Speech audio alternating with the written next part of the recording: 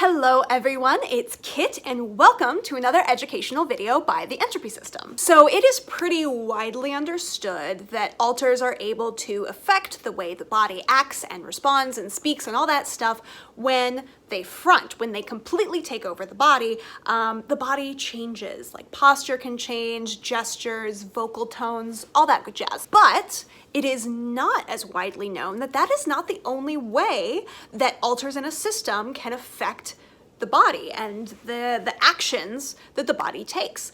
There is another thing called passive influence. And passive influence is when an alter on the inside is able to affect the body without fronting. This is what's called a secondary symptom, so it's not one of the primary things that's listed like in the diagnostic manual, and it can be really confusing if you don't know what it is. In fact, we kind of knew that this happened with us, but we didn't know that there was an actual word for it, like an official term to describe what passive influence was, until we had someone send us an ask on Tumblr saying, hey, will you cover passive influence in a video?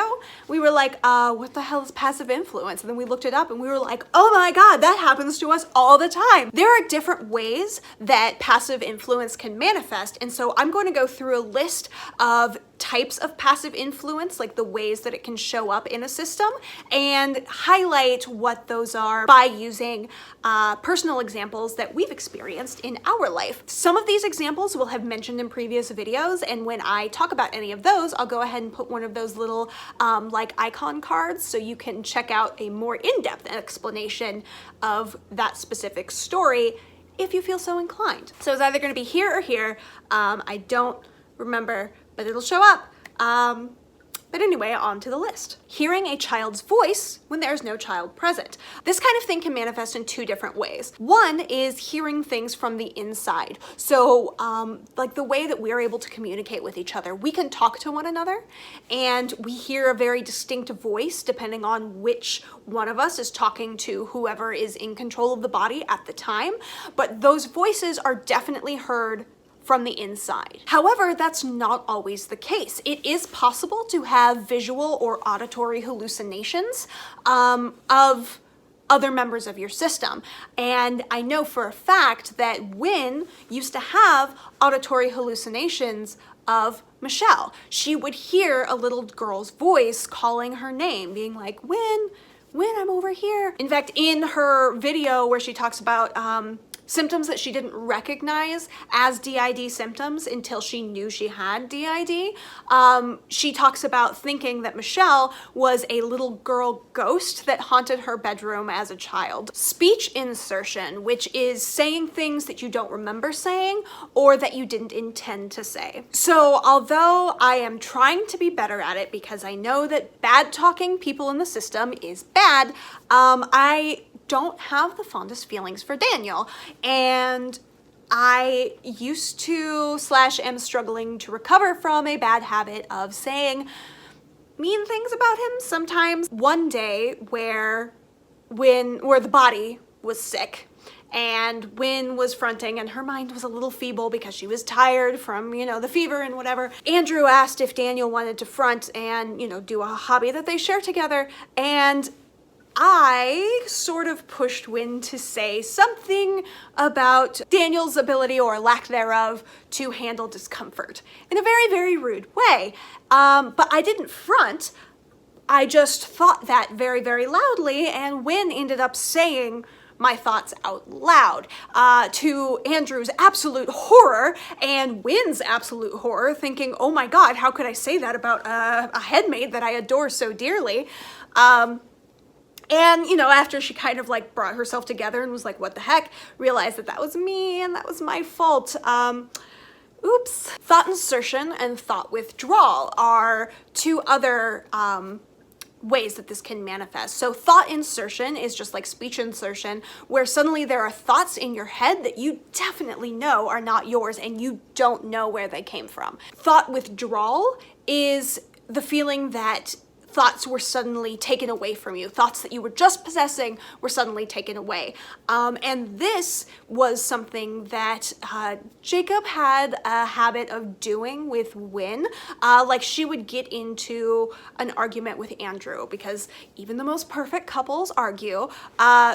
And then immediately after the argument was done, she would have no idea what they argued about. She would just know that she was mad and that there was an argument, but she wouldn't remember why she was angry in the first place. And that was because Jacob was so close to the front that he was taking in those memories and those thoughts, and then as soon as the argument was done, he retreated back into the headspace, taking those memories with him because they manifested in his part of the consciousness. So when he was close, Wynne was a part of those memories, but since he was absorbing them, as soon as he stepped back, poof, it was gone. And Wynne was like, what? Internal conversations.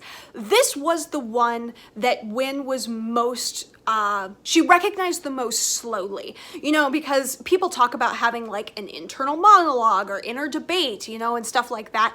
And for her, it was very literal. Like there would be different voices saying one thing or the other, you know, rather than what I understand people with one personality, that's just them like going, like weighing the pros and cons and trying to figure out which way it is, where here it was, you know, absolutely no, absolutely yes, but what about this? You know, and it was all of us contributing to this conversation and this debate. So it was like an internal conflict, but it definitely wasn't an internal monologue. It was an internal dialogue that Wynne just couldn't explain how she was feeling. All these very distinct emotions and perspectives all at once. Hearing voices that are threatening, harsh, or tell you to do destructive acts. This manifested most constantly with Mistletoe. Mistletoe, if you don't know about her and sort of her darker side, she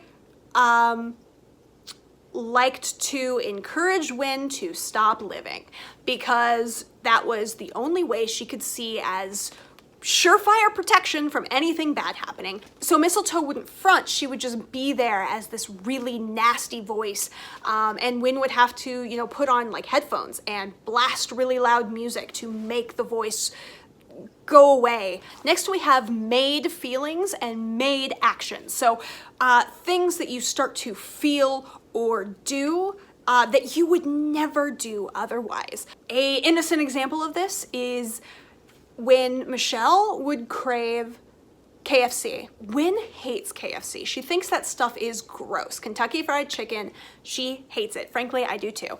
But there were days where she was up front, where she could not concentrate until she had a meal of Kentucky Fried Chicken, because Michelle's passive influence was so strong that she just had to have that meal. And she enjoyed that meal because Michelle's passive influence was so strong. On any other day, even the smell of it would probably make her gag. But on these days, it was like heaven food.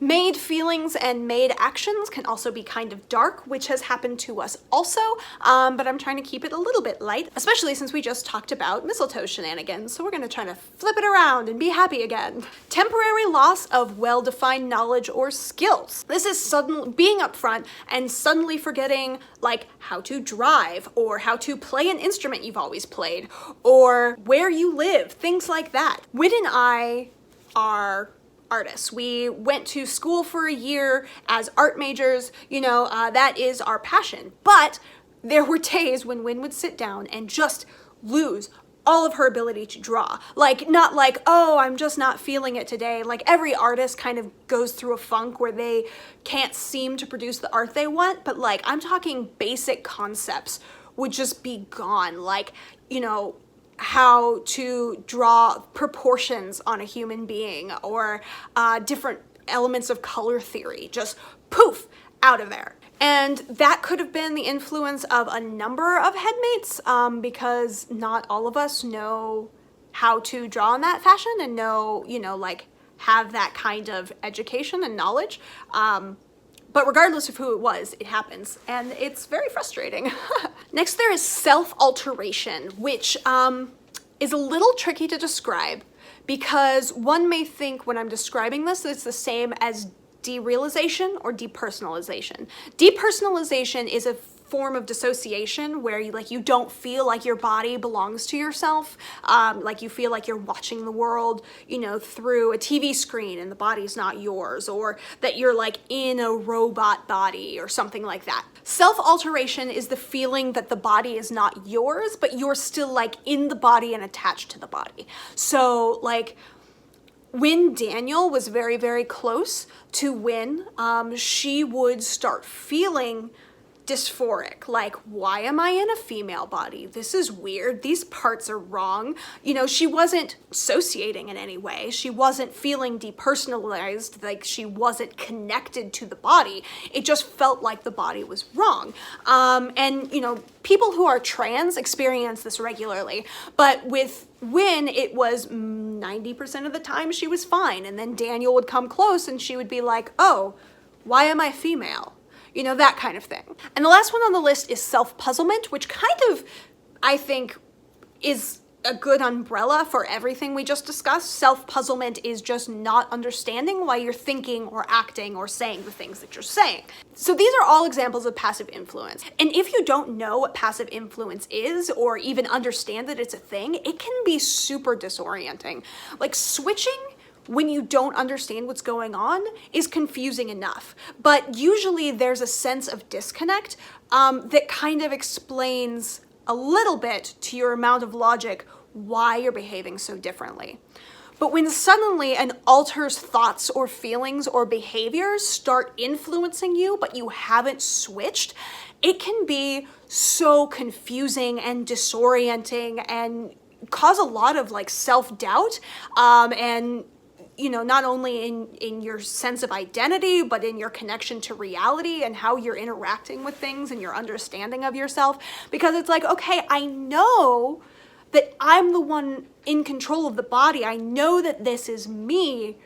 So why am I acting this way? Or why did I say that thing? Or how did my memory literally just vanish when I was in the moment a second ago? It can also be harder for people who don't have DID to understand how passive influence works, because the idea of alters switching out is a little bit bizarre, but at least you kind of have like media examples of this, and the idea of multiple people in one body can make sense to a certain extent. Like, okay, when this one's out, they're going to behave this way, and when this one's out, they're going to behave this way.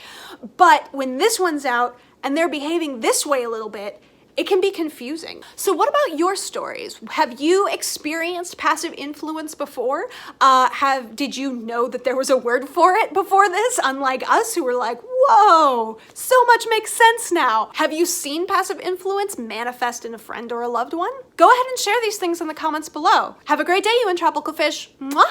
Hey everybody, it's Win. I want to give a big thank you shout out to Abby, Liz Joyce, and Shoshi Bauer, and all of our other patrons for supporting this channel and helping us be what we are. If you're interested in becoming a patron, a link to our Patreon is in the description below.